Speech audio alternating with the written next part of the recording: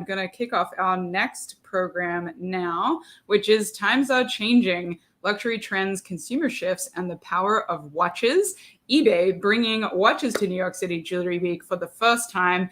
This program and New York City Jewelry Week are also sponsored by eBay, so thank you so much for your continued support.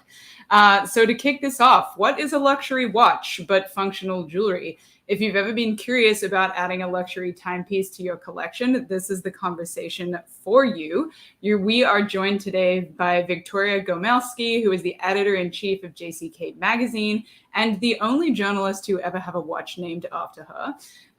Timepiece.co founder and the watch world's newest tastemaker, Brynn Wallner, and watch aficionado Tirath Kamdar, who is the GM of luxury at eBay.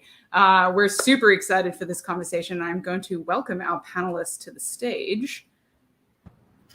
Welcome, everyone. Hey, everyone. Hi. Oh, I'm missing one. Sorry, I added JB and Bella again. I'm going to hand things over to you, Victoria. Take it away. Thanks, Alex. Thank you so much. And thanks to Bella and JB for having us. It's really nice to finally be, I guess, a part of Jewelry Week. I know you haven't had watches for all these years. So I think this is a great way to kick off Jewelry Week's involvement with the industry. And hi, Brynn. Hi, Tirath. Hey, how are you, Victoria? Hey, Good to see you both. We're here, of course, talking about luxury trends, consumer shifts, the power of watches. I can't think of two better people to address these issues with. Brynn, of course, Alex mentioned the watch world's newest tastemaker, timepiece.co, focuses on the intersection of women, watches, pop culture. Got a lot of attention just in a short time that you've been up and writing about this. And of course, Tirath, you're a longtime industry veteran, watch aficionado, now GM of luxury at eBay. So lots of great insights and data I'm sure you have just at the top of your head. So let's kick off. This has been, I think since the pandemic started, what we feared at the very beginning of March 2020 was that nobody would care about watches. Who's going to buy a watch? The whole business is just, the last thing anybody's going to be thinking about. And what we saw was, in fact, the very opposite, that watches just took on the entire market, from new watches to pre-owned, just sort of went on, sort of burst into flames practically. So, and that seems to have continued. I think the conversation around pre-owned has especially taken off. And Tirath, because obviously you're at eBay and you're a specialist, I'd love for you to talk a little bit about the cultural shift around pre-owned. It wasn't a thing we discussed 10, even 5 years ago. It was an afterthought, if anything. So what's happened in the last few years to make the pre-owned category so interesting, such a booming category? Yeah, no, it has been a fun category to watch, right? And especially pre-owned. Everyone knows, like, buying a brand new Rolex watch from a Rolex boutique is like driving a brand new BMW off the lot, right? The value will either increase or decrease. In the last couple of years, it's actually gone the increase wave, especially can you really even find anything at retail anymore when it comes to Rolex steel sports models, as an example. I think the big shift here has been one driven by scarcity, right? There has been scarcity. I think demand is starting to go up. Supply, again, has stayed similar from how many brand new watches could be produced. Of course, during the COVID time, certain manufacturers pulled back and certain ones are now pushing back forward. But also at the same time, if you want to go get that amazing Rolex or AP or Patek, if you can't find it brand new at retail, you're going to find it at pre-owned, right? And you're going to go to sites like eBay where the inventory is extremely vast. Next is a generational shift, right? You look at the Gen Zs and the millennials, right? We looked at some data, 23% of folks under the age of 25 are buying pre-owned. And at eBay, we see 75% of our inventory pre-owned, and they want pre-owned. Why? It's more sustainable, it's eco-friendly, it stays recycling in the market, and you're able to kind of probably uphold its value, trade in, trade up, and keep refreshing your collection. So there is a generational shift. I look at my father, right? He will always buy new cars, but I look at myself and hopefully my child and younger generation, they're going to be okay with pre-owned. And lastly is a story. People want to buy into stories, and we're seeing the pre-owned has a lot of great stories, from whether it's a vintage watch or a new timepiece. And we're finding that shift at eBay, right? I mean, we've seen the major shift. We've seen double-digit year-on-year growth in our luxury watch category. And that's a testament to, what's eBay doing that's different, but also the pre-owned market trend that exists out there.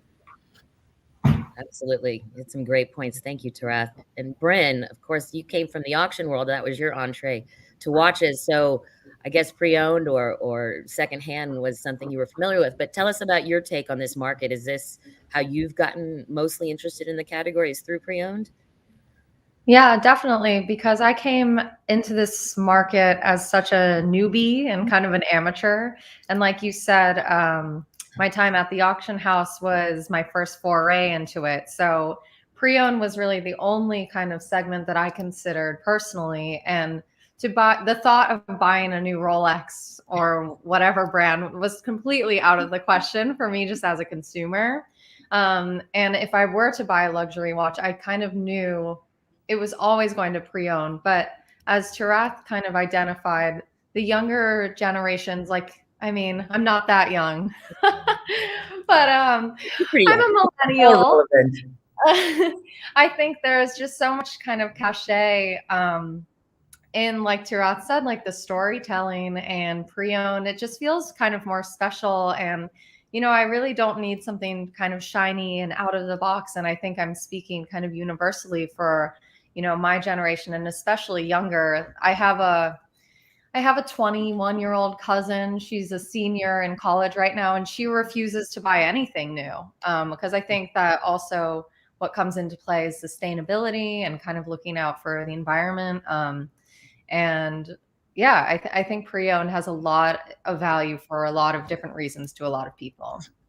Yeah, that circular economy conversation, which is just getting more and more prominent. Of course, everybody mentions pre-owned as the most sustainable way to keep your interest in watches going.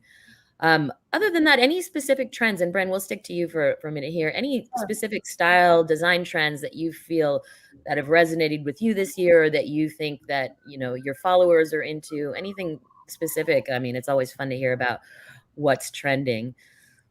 Yeah, well, I mean, like I said, I came at this with a really fresh eye, which I think at first I was like, am I a poser? Am I, you know, do I have to, what do I have to read to kind of catch up? But I really listened to my intuition, and what I was really drawn to, my first watch, I'm wearing it right now, is a Cartier Tank Française, which I did buy new because I really wanted the red box in the bag. But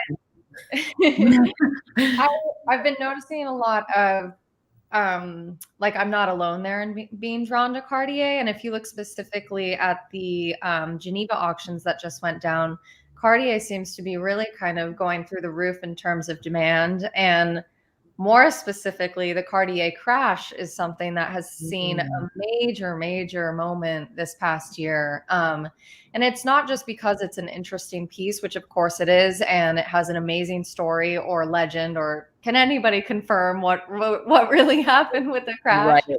Some London, I think, right? Wasn't it? And it's got that crazy shape. I feel like I need to back up. But yes, it's very cool and very distinctive.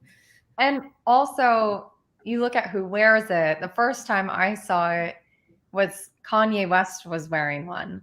And not only Kanye, but Kim. And they were both, I'm thinking of a picture, they're overlooking a Miami balcony. They're both wearing this insane watch. And then Tyler, the creator, is wearing it. And all these people who are so revered in culture, and they're really moving the needle. So yeah, it's interesting to see how culture plays into the demand of a watch as well. Oh, yeah. And we'll get to that unisex conversation a little bit later. So kind of hold that thought. Tirath, what about you? You've got a lot more data to back up what you're seeing. Any specific trends? I mean, we know steel sport watches are, you know, the get in this world. But anything else you can tell us about styles, designs that are resonating with eBay's many buyers? No, I mean, I think a couple of the trends is, yes, steel sports watches are hot right now, right, across all the brands. They're just hard to find, especially if you look into the core brand families and the key models. That's really hard to find. What we're also finding as a trend out there is this next generation, the consumer really, really cares about transparency and authenticity, right? That is really important to them. It's more important than money, right? You're willing to pay $100, $200 more for a watch if you believe you're going to get taken care of. You believe you're buying something that's sustainable, that is transparent, that, hey, it's going to be the real deal. When Brynn wanted her Cartier, if you, let's say you went on eBay, like, yes, could you find somebody that has the original box and as well as the bag? Yeah, potentially, but then you still want to ensure you're going to get that real thing. And that allowed us at eBay primarily to launch what we launched a year and a half ago, a program called Authenticity Guarantee, where every single watch is now physically inspected by our third-party partner, Stolen Company, who is an expert watchmaker out there, a watch expert out there. And every watch is checked not only for if it's real, but also like, is it coming with the materials in the condition that it was described? And that is really important in this next generation, especially a generation that's actually flocking digital first as their first storefront before they ever go offline. And when you look at the pre-owned markets, how many stores do you have to go until you even find a Submariner you like? Digital's the first store you're going to go to, but then it's like, who do you trust? Who's the education? And I think the programs we've been able to launch at eBay are now delivering on that. Oh, that's great. Yeah, authenticity. And there's obviously so many more tools today to allow for people to know what they're buying is the real deal. I'm just curious if either of you, we talk so much about the steel sport watch trend. Do you think the pendulum is going to swing towards the dress watch arena anytime? I mean, or is it there and we're just sort of not talking about it because the prices on the secondary market for steel pieces are so crazy? I always wonder that if dress watches are ever going to make a big comeback. Good. Brynn, you want to take that one? I have some thoughts, but go for it. Well, I was just going to say it really depends on who you ask, because if you ask the hardcore watch guys, the collectors, the Hodinky people, I think they are going to stay. The steel sports watch is never going to lose that value, and they're always going to want one. And like the biggest aspiration is, wow, wouldn't it be great to own a Rolex Daytona? But if you're also asking people who are coming in new, who, people like me who, pop culture is kind of the first reference. I mean, you look at, the red carpet at the Met Gala, and Kaya Gerber was wearing a vintage Omega dress watch with her ball gown. And that in itself was a little polarizing, because some people were like, you can't wear a watch with a ball gown. You can't ask what time it is.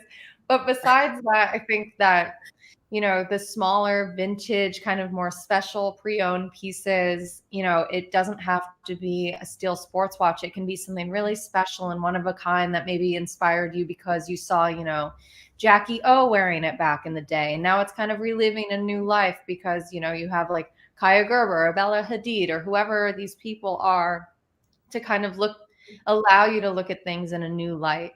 So I think it really just depends on who you're asking. Yeah, and I guess who your idols are. Exactly. I mean, also, like, if you look at, when we know we've been speaking about the new generation, right? Like, what are they starting to wear? Like at eBay, one of the things we want, like streetwear sneakers is hot right now. It is becoming connected to the new culture of what luxury could be. Mm-hmm. Who is that watch owner going to be 5 to 10 years from now, right? And then you look at, all right, what are they going to wear? Are they going to wear a dress watch with like streetwear and sneakers, or are they going to wear an awesome sports model with awesome colors that actually connect the dots there, that you can also wear if you put on a suit that you can wear with any occasion? I think, yeah. So I think a lot of those trends are actually starting to shape, and you're seeing a new culture form out there, right? A culture of like when I was growing up decades ago was not the case. It's a new culture. The organizations that respond to that culture are the ones that are going to be able to tell the right stories. I guess in terms of like pop culture or the culture and the watches that are hot, we've kind of danced around a few of them. Obviously, Rolex has come up, Cartier, Patek Philippe, Richard Mille, Audemars Piguet. We all know the watch brands that dominate this space, that dominate the secondary market, that everybody wants and covets and can't get. Are there sleeper brands out there that you think are poised to, gain some more attention, that people are overlooking, that they shouldn't? I'd love to hear from both of you. I don't know if one of you wants to jump off, but any brands that you think are a little under the radar and are poised for some success? Good, Brynn. Yeah. No, go. Yeah, I can go. I mean, We're- we have a lot of data at eBay, but outside of the data, right? I think A. and Sons is one of them. Yeah. I think we have some really cool, unique models. I mean, what happened over the last 5 years? Audemars Piguet, out of nowhere, like went from their Royal Oak blue dials were in the 17, 18s to now it's hard to even find them in the 20s or 30,000s, right? Certain Patek models, certain Rolex models, and you start thinking about what might be next, right? And I think a brand like A. could be that one. And we're also seeing like a lot of people are now not only looking into watches as a passion just to wear it, but they're looking at it as an alternative investment class. You have all these businesses taking off, or the crypto markets, people having cash on the sidelines. And then if you want to go invest in things, why not? If you're already a passionate watch collector and watch lover, you're going to probably invest in watches, right? And even if you want to wear it for a while, flip it, there's a chance that it might go up if you pick the right watch. And it's becoming an alternative investment class. And I think there are some great sleeper brands out there. I think A. could be one of them. Any brands on your radar, Brynn? Yeah, well, I mean, if we're talking pre-owned and vintage, I mean, I've gone to some jewelry trade shows and watch trade shows in the past year, and what has really stood out to me are vintage Piaget watches. I think that kind of the 70s is very in, and I was first introduced to the Piaget Polo, the vintage one, because I saw Michael B. Jordan wearing it on a yacht on Instagram. And I mean, you look at somebody like him and he's, in this photo, he was out in the middle of the Caribbean. You wouldn't necessarily expect for him to be wearing a vintage dress watch because, I mean, as we all know, it's a no-no to go swimming in a vintage watch. But just to see that in that context, it really did something for me in my imagination. And I started thinking about, what would this look like kind of in a daily life? And even Tirath, you talked about, the streetwear crowd, which absolutely I could see them in a steel sports watch, but I could also see them getting really creative and kind of like just being really imaginative with what it would look like to see a vintage Piaget piece, for example, with, a fully decked out streetwear look. And also I just did an Instagram live with eBay and celebrity jeweler Greg Una, and Greg kept talking about the Omega Speedmaster, which that was the watch that he picked for a giveaway. And I know within the watch world, everybody knows Omega, everybody knows why Omega Speedmaster is special, the first watch on the moon. But I think if you're looking at a demographic that doesn't know anything about watches, they will go to Patek, Rolex, even AP at this point, like Tirath said. But I think, the Omega pieces, there are lots of special pieces there that kind of get overlooked. I especially love the vintage Constellation. Yeah. That's interesting what you said, Brynn, right? Like similar to the jewelry, jewelry industry is very customizable, right? Like you customize pieces, you make with 3D printing, you can make anything. In streetwear and sneakers, and to certain example, like handbags, even like they're starting to get into customization, and watches is as well. So I could always also see a world like, how do you start taking some of those old pieces and customize the strap, customize some of the face and the bezel. And I think that's where you can actually start creating watches that actually suits your personality. And I think there's a future there as well. Totally. Well, kind of on that end, like Chrome Hearts has been seeing a huge revival. I don't know if you guys are familiar, as jewelry oriented, but it's kind of crazy to see, that was such a trend in the 2000s, and the Y2K trend is so big with Gen Z right now. And, every cool streetwear guy is wearing a Chrome Hearts hoodie and these big rings. And I actually saw a Chrome Hearts customized watch. Like Tirath, what you're saying, it's a vintage Rolex dial with a customized Chrome Hearts bracelet. And that really, to me, kind of is very, indicative of like, this is what it could be. Like you could really mix and match, and the pre-owned market invites that. Yeah, there's so many cool. When you mentioned the Piaget, I kept thinking about those great hardstone dials, the malachite, the lapis, and those colors. I mean, you don't even need the custom. Those are out there somewhere in the world, and they look great with cool colored sneakers too. So yeah, I see your point about you don't have to stick to that obvious sport watch trend. You can do something a little funkier. that has a lot of personality to it. Sure. You know, one thing I hadn't put this on our list of questions that we prepared, but it occurs to me because 2 nights ago, I happened to be invited to a party at the FP Journe boutique here in LA, and the man himself was there. Nice.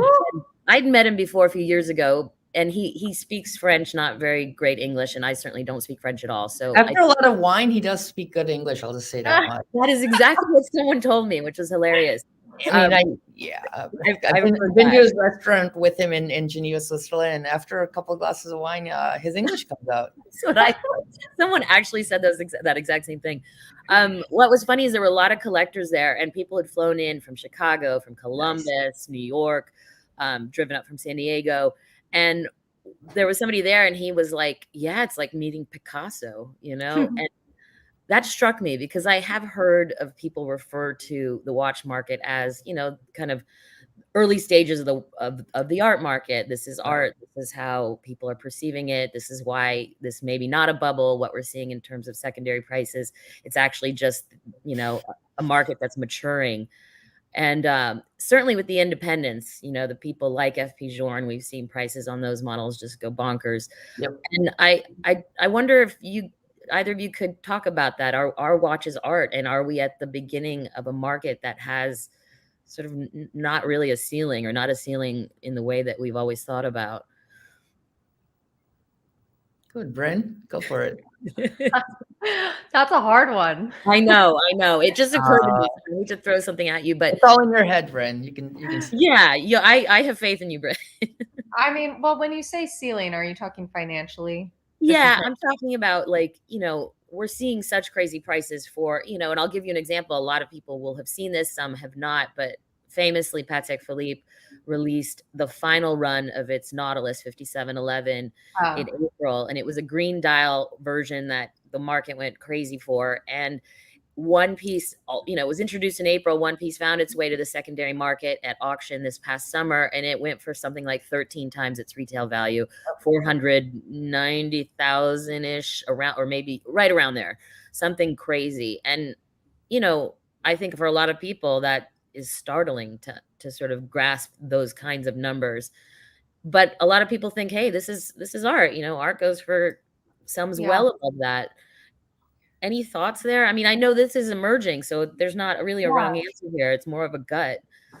Well, I mean, I think that, you know, there are a bunch of different factors. Like, for example, the 5711 was already impossible to get. Like, I'm thinking of that video on YouTube of Kevin O'Leary literally shedding tears when he got off the wait list to get that. And that was what, I don't know, 5 years ago at this point. And then you add the additional factor of Patek canceling the model, or cancel is maybe not the best word, discontinuing, and, you know, you see the sky high prices. So, you know, a brand's decision to do something to therefore kind of boost the value is one factor. But then I think what makes watches, you know, if we're thinking about them in this kind of art adjacent category, provenance certainly matters. And if you're looking at, you know, the Paul Newman Daytona, which grabbed, you know, I don't know, how much was it? Like 1.7 million or something? 17 million. 17 million. I'm dyslexic with numbers. You had the numbers, you just had the period in the wrong spot. Yeah. It's like, I mean, that, you know, when you think about 17 million, it's of course ridiculous, but you also think about the movement that kind of Paul Newman started with this watch. I mean, we can owe him in part to the skyrocketing, you know, popularity of the watch itself, and just associating it with like the kind of race car driving and Daytona and the celebrity and just everything that goes into making that watch what it is now, even if it's not the exact Paul Newman, you know, It's still like. And then you think about, you know, Jackie O's Cartier tank, which went for however much. It's like you have these individuals who are shaping the narrative and shaping culture, and that certainly kind of boosts the value in terms of, like, if we're thinking about art adjacent prices. Great comment. Any thoughts there, Tirath, about where this market might go? Yeah, look, I mean, I think the market is seen as more of an art, and the movements are an artwork of itself, right? I wear this Pepsi Rolex watch, but trust me, I do not use it to tell time. I think it's an extension of like, I just have a story behind it, and it's an art that resonated with me. And the same thing with art pieces when you buy it. Most people buy art because something resonates with you. And goes back to my earlier point that it is becoming an alternative investment asset class. Look at the rainbow Rolex, right? The rainbow dial Rolex. It's trading for $350,000 to $400,000, right? If you had an opportunity even to get a piece of that early days and turn that into an investment and then flip it, that is what this generation is starting to look at, right? And you just have to pick and choose the right art pieces, just like you do in the art world. And scarcity plays a major role here, just like in the art world. And I think this is just the start of the trend. It's just, I think over the next 5 to 10 years, it's going to get very interesting, especially with folks who can now invest into these watches and don't have to buy the whole watch, but can buy a piece of it. And a lot of the new innovations coming out there are pretty cool. Yeah, there's a lot of room to grow here. So it's been pretty exciting to watch, and certainly as a bystander or witness to all of it, a pretty interesting thing to document. Let's switch gears a little. Brynn, you touched on this earlier, this idea of unisex watches. And I know you kind of came to the fore right as this conversation was sort of hitting, hitting on all the channels. Cara Barrett famously wrote a piece for Hodinkee about whether all watches should be unisex. Watch Femme, a group that was founded by a couple of women in the watch world, began having regular chats on Clubhouse. There was a lot of attention focused on this, and I think Swiss watchmakers are actually getting the message. I wonder if both of you could talk about, why now? Like, why is this conversation happening now? And is it resonating? Do you think we'll see kind of different marketing efforts by the Swiss to target women, or at least not to talk to women in the same, I guess, I don't know if it's misogynistic exactly, but same really patriarchal way they'd always talk to women. I mean, do we see this changing as a result of the conversations we've had this year? Brynn, why don't you kick things off? Because I think you were sort of part of that conversation, and certainly you are now continuing it with the way you talk to women through your channels. Yeah. Well, it's funny because I feel like as a woman, as a consumer, for the most part, I feel completely integrated and completely spoken to in the way that I, kind of want to be spoken to, coming from a fashion/media background. It's like, I never felt kind of, ignored or misunderstood. Like, fashion is I feel like it's kind of caught up, and you look at any cover of Vogue magazine or, we've hit this point of inclusivity beyond, like way beyond gender, male and female. Right. Mm-hmm. And then coming into the watch world, I'm like, oh, people are still having this conversation. Like, it's kind of a radical idea to speak to women in a way that is, more contemporary or in line with the times. It's radical to consider genderless watches. And that just really, really surprised me off the bat. But I also felt that the timing for me to get into watches was very serendipitous, because it seemed as though, the pot was just starting to boil. And you mentioned Cara's piece, like that came out really kind of early on in my watch journey. And I felt really lucky because all of a sudden the dialogue was being had and people were, eager to hear from women, which I understand was not always the case, because, I'm friends with the Watch Femme women and other collectors who have been in the industry, on a professional or just a collector level for, a decade at this point. And they're like, it's never been like this. Like, people are really starting to listen. They're really starting to be open. And so, yeah, it's interesting to see that, it's become such a topic that I think the Swiss watch brands have no choice but to kind of listen and maybe adapt. And who knows when we'll see results, but at least it's being acknowledged. And that's the first part of, initiating any sort of change. Mm-hmm. Great points. And Tirath? That's interesting, right? Like what's been happening over the last decade, right? The watch world has always made bigger face dials, case sizes, 39 millimeter plus, and targeted it as a men's watch, right? But less. And the smaller case sizes have been targeted primarily for a female watch or the Chinese market. But primarily what's been happening in the last decade is women have been buying what they traditionally have called men's watches, and the face size has been going bigger and bigger. And I'm a big believer that anyone should own anything that fits their personality, right? And this is not a men's watch or a woman's watch. I know people, women and men, that wear Pepsi watches, Rolex Submariners, 43 millimeter watches. Why? Because they just love it. They love the story. They love the look and feel. And I think that's the world we're starting to get into, that it is genderless, and that, hey, go own what fits your personality and tells a great story about yourself. Yeah. And I think, it puts me in mind of a conversation I had with one of the Watch Fem founders, Suzanne Wong, earlier this year. And I did a story for the New York Times about this too, right around the time, shortly after Kara's piece came out. Mm-hmm. And what she said has really stuck with me, because I don't know if we're going to see this change. She said, it's really cool for women to wear even that term boyfriend watch, which, can be a little offensive, obviously. Yeah. I don't need a boyfriend to want to wear this watch, or I don't need to borrow this watch. I can own this watch for my very own. But it's really cool for women to wear watches that are more masculine or have a more masculine edge to them.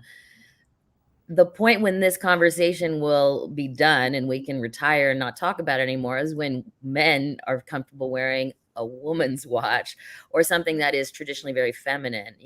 It's that conversation that I don't know that that's happening, but I feel like, right, Brynn? Well, I think it is happening. Like I have a Cartier Love bracelet. And women's bracelets, there's some really cool ones out there. And look at the new men's bracelet styles coming out. Those were traditionally designed for women, right? And I think I wear it because I think it just looks cool, right? Yeah, and watches. And I think it's changing. Yeah. Yeah. I actually, I mentioned Tyler, the creator. He's been wearing the little small Cartier, and I'm like, you know what?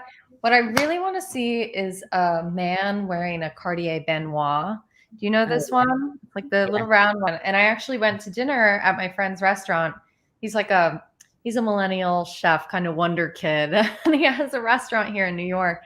And I saw him and I said hi, and I looked at his wrist and he was wearing the Benoit. Yeah, and, not only was he wearing this, vintage piece that's designed for women, historically worn by women, but he was also wearing it on the job. He was like, stirring stew and pots and pans. And I'm like, this guy's wearing a leather strap watch in this hot kitchen. And, but it looks good and somehow it works. And I think that, we are seeing more of that. And you see, the way that take somebody like Harry Styles is dressed for any event. He's just decked in Gucci, and he has pearls and earrings and rings, and like Tirath, you said, like bracelets. And I think that, watches, just considering their like ongoing popularity and just inserting themselves more into the scene, I really want to see stylists. My dream is to put, Harry Styles in a vintage Cartier Panther, kind of like how Keith Richards was back in the 70s. It's all coming back. Yeah. I love it. Well, I guess when you see people like that Atlanta Braves baseball player, I don't know if you caught this, wearing a white strand at the World Series, a white strand of pearls. Oh. His name is Jock Peterson. So you've got like the biggest jock, named Jock, wearing white pearls at the World Series. I think all bets are off, right? So it's cool. I love it. Whatever you want. Like, I really love it. I think it's a great sort of evolution of this whole conversation. One thing, and I wanted to talk to you both about that. And we've sort of danced around it, Gen Z, the younger generation, what they want. One thing, I wasn't in Geneva for all the auctions that just took place, but I've heard comments about how much the sort of audience had changed, that there were a lot of young people in that audience buying, and how much that differs from the way watch auctions and watch buying, even 10 years ago was.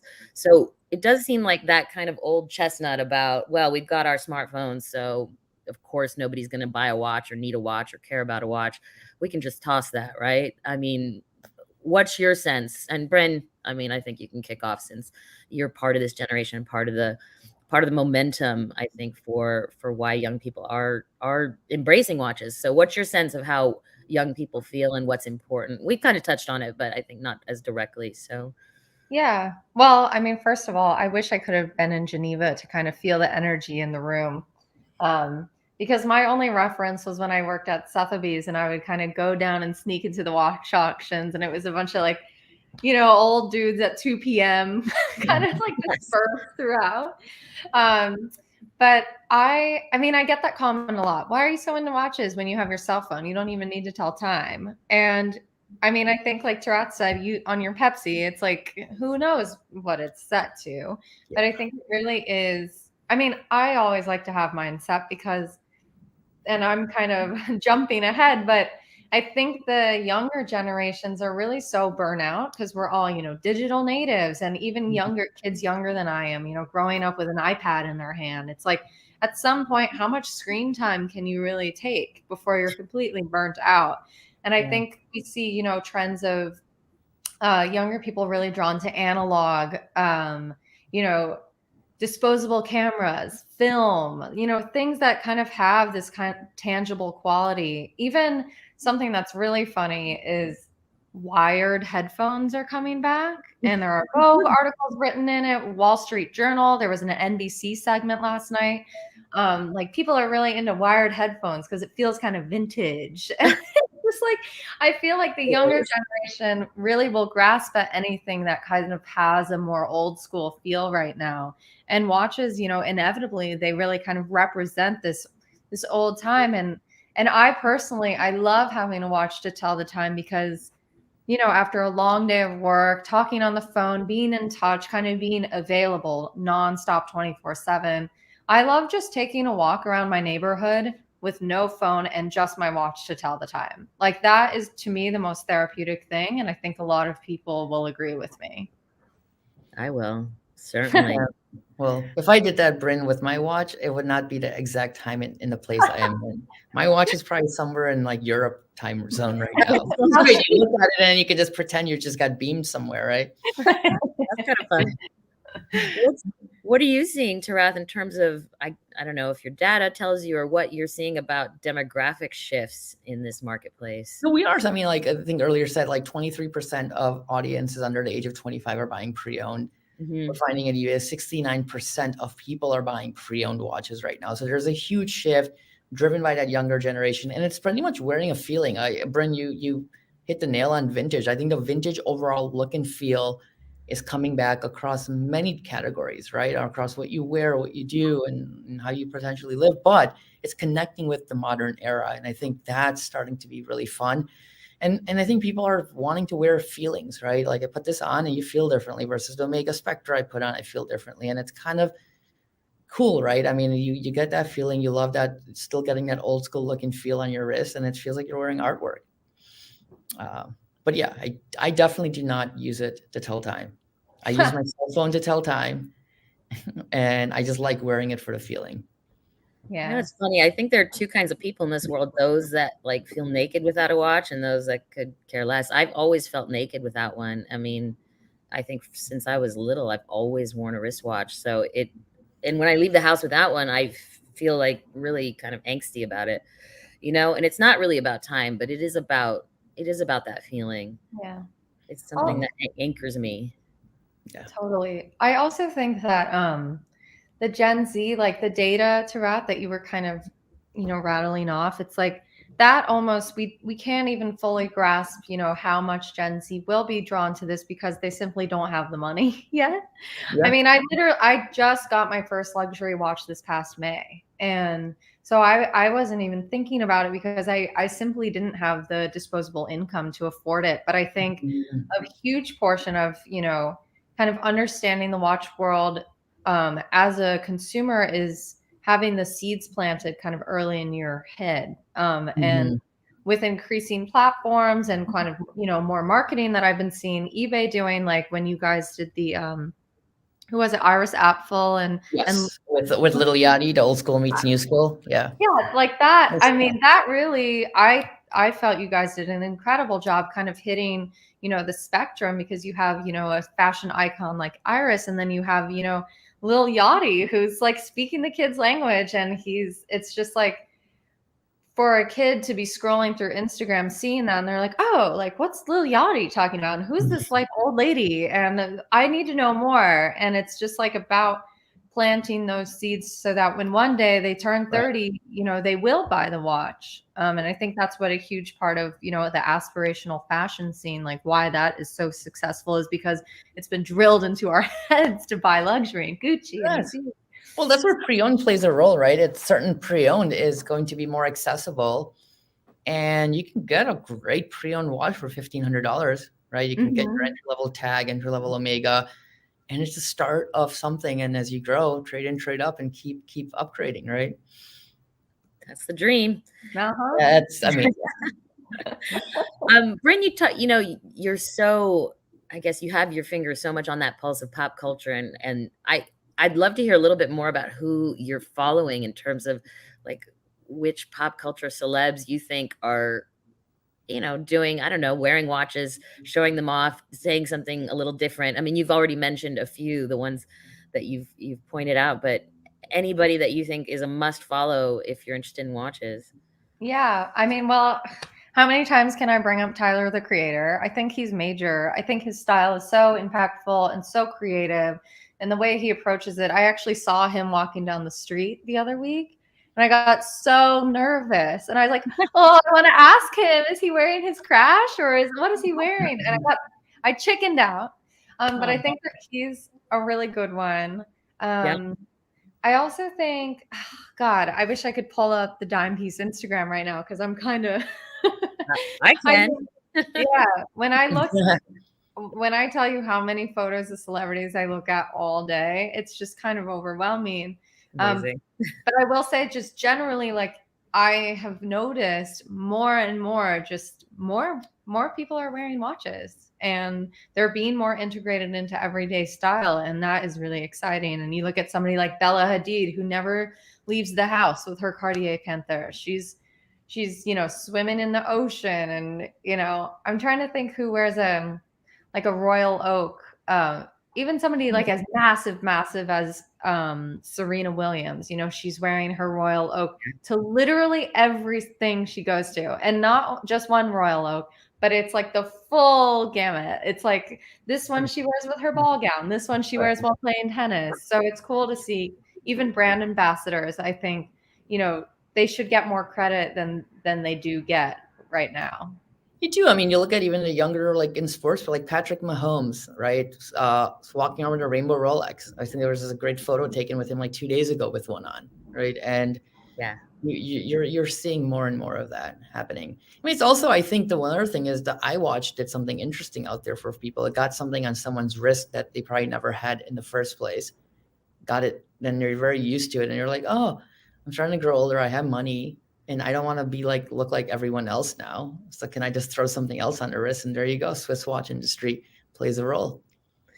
You know, when the Apple Watch came out, I think in 2015, you heard people saying that, oh, well, we think, you know, but it felt a little bit like a pipe dream at that point. It felt like maybe this was just something people were saying, but it does seem like it has actually come to fruition, that people who maybe entered the world of watches through a smartwatch, namely the Apple Watch, have actually seen, wait, it's kind of cool to have something on your wrist. It's almost like a little, like I said, a little, well, kind of like it's my security blanket. I don't know.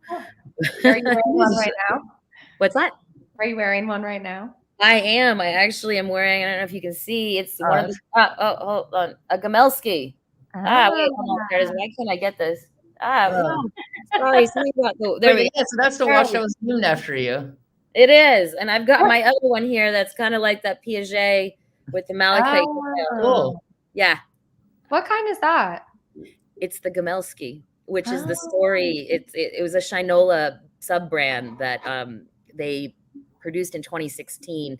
Sort of a long story. I wrote about it for the Times of how it came to be named after me. But the Gomelsky sub-brand, sadly, when I ran into Tom Kartsotis, the founder of Shinola, right before the pandemic, he was like, she's in rehab right now. So she's not alive and well, but who knows? Maybe she'll make a comeback. Yeah. Cool. She is actually a very cool, affordable line of watches. So if you can find them on like secondhand channels, perhaps eBay. So we're getting closer to time, and I wanted to leave a little time for questions. But before we sort of open it up, I wanted to just see what tips you might offer people who are new to this world. I mean, obviously, if you're a woman and you're interested in watches, go to timepiece.co and eBay once you have a sense of what you might be looking for. But any tips that you think are kind of critical for people to understand about how to navigate this vast marketplace? Good, Brynn. I would say the thing that has been the most crucial to me is making watch buddies. These are friends who I have met who are new, or friends that I've already known who I kind of discovered through talking about watches that they're interested in watches too. I think the world of watches is so vast and it can be so overwhelming, especially if you're, considering pre-owned. You're like, oh God, what do I do? Even the subject of narrowing down what you're even looking for can be really daunting. It took me like a full year to realize this is what I wanted as my first watch. But what got me there was just talking and having conversations and, kind of building up a network where people send you links and they're like, oh, what do you think about this? And even just the tactile luxury of being able to try other people's watches on. The reason why I got this is because my mom's friend was wearing it.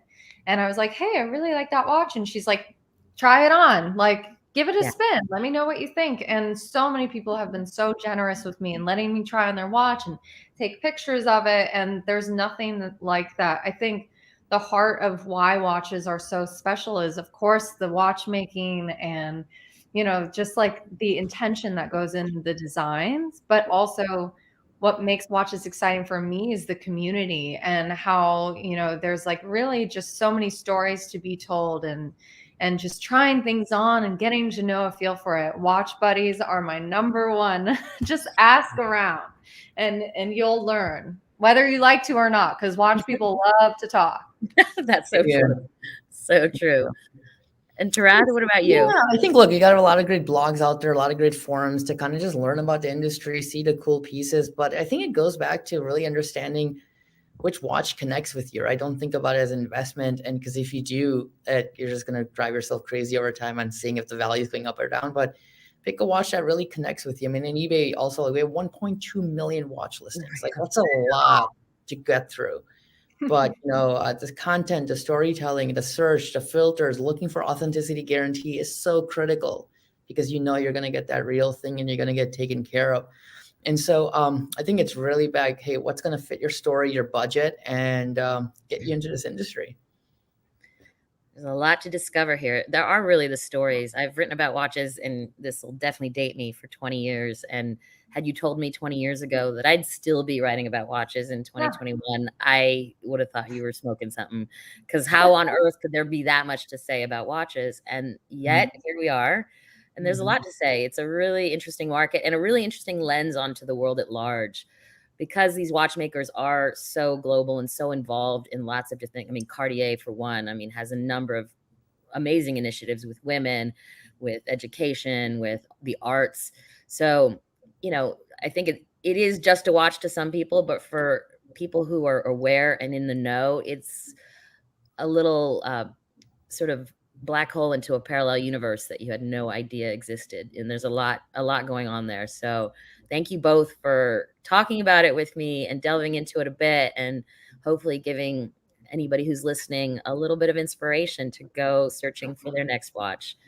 I don't know if we have questions or if there is anything in the audience that anybody wants to ask, but we're certainly open to that. And I think I speak for Tirath and Brynn when you can probably find us all on social if you want to follow up. See, Alex, you there? Yeah, there you go. We have one question from the audience right now. But before we head to that, I just want to say, what an amazing overview, introing Jewelry Week to watches for the first time. I think we should change the title of this panel to "It's Not About Time." I can't remember actually who said that, but that's just I love it. It's such a fantastic takeaway. Okay, moving to some questions from the audience. We have a question from Ellen for you, Brynn, which is, what's going to be your first purchase after your Cartier? Well, that's a good question. I actually did get another watch almost only a month after I got my Cartier, which is kind of a long story, but I did an influencer video for for a secondhand luxury consignor, and they gave me store credit as payment, and I had just enough of the store credit to buy a gorgeous 26 millimeter pre-owned Rolex Datejust, just two-tone champagne dial, totally like, everybody has that watch.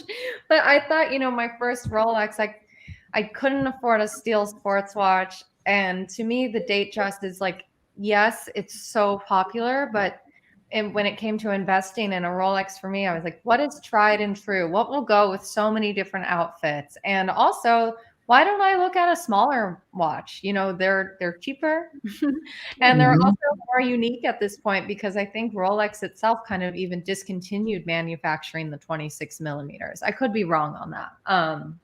But yeah, I've been so happy with it. And, I didn't have the authenticity guarantee that eBay has, but I took it into Watches of Switzerland and Soho. And I was like, can you just tell me if this looks good, if it's legit? So I think another tip when buying pre-owned is you can buy something, but also maybe look and see, can I return this? Do I have a window? And use that time to, ask an expert or go into a store to just get that validation. But of course, with eBay, you don't have to do that because it's already guaranteed if it's 2,000 and up. I'm well versed from the Instagram live.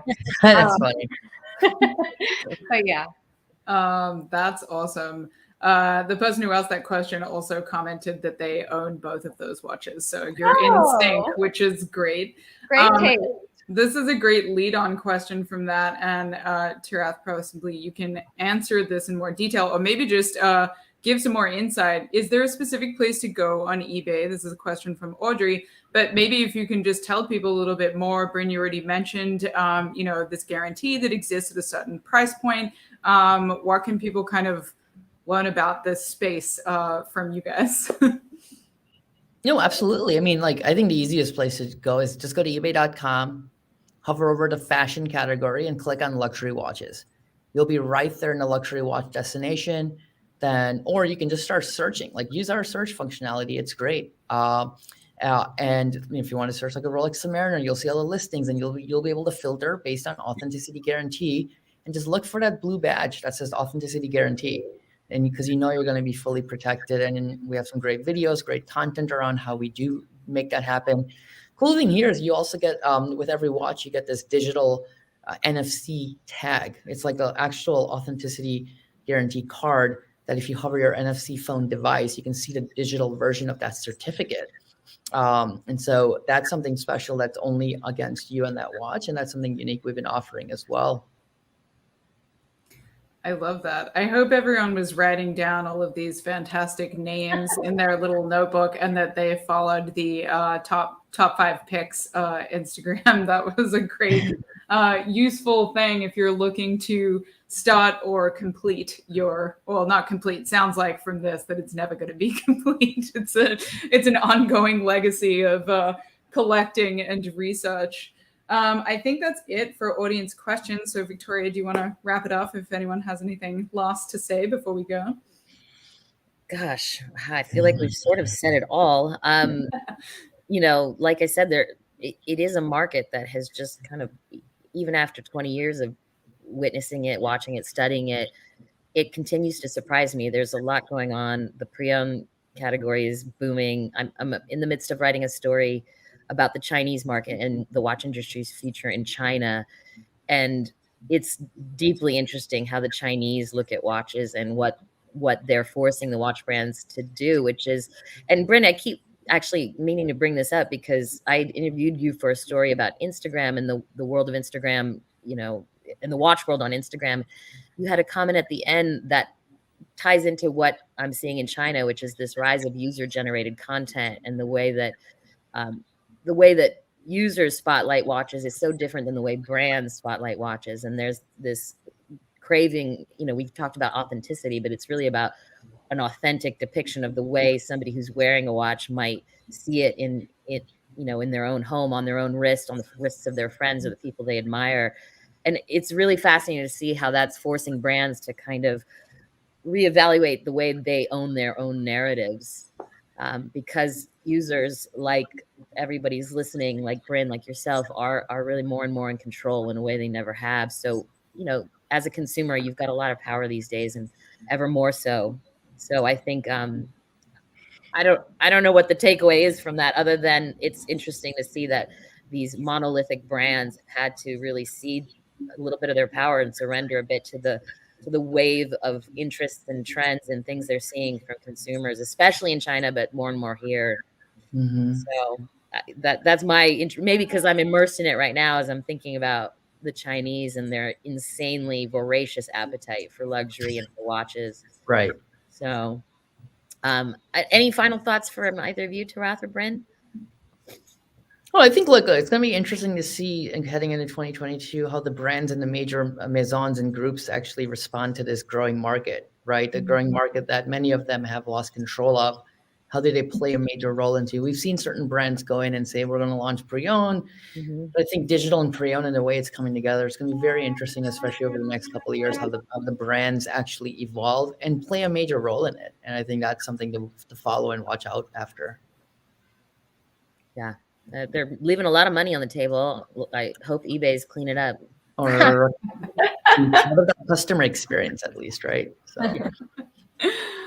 Awesome. Well, thank you so much, Victoria, Tirath, Brynn. What a fantastic conversation. And thank you, eBay, for bringing this to Jewelry Week, the first watches conversation, the first of many, we hope. We're so excited to have had you all here today. And thank you for educating us on the watch game. We're so grateful to you all. Fantastic speakers, virtual round of applause. And